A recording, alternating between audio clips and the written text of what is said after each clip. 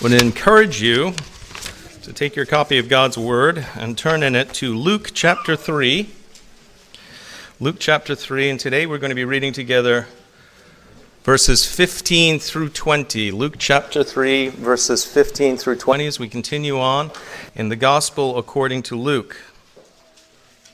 Now, normally I'm not one of those preachers who makes a lot of translational notes, often working with the Greek.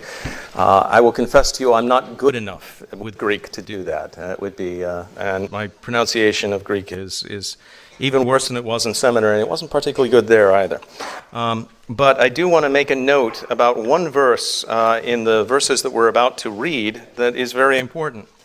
And specifically, it's in verse 18, if you've already got the text open before you. And specifically, the word there is preached, and with many other exhortations, he preached to the people. The actual Greek in the text is euangelizeto ton leon. Now, the word there, euangelizeto, comes from the word euangelion, which means good news or gospel. Yeah.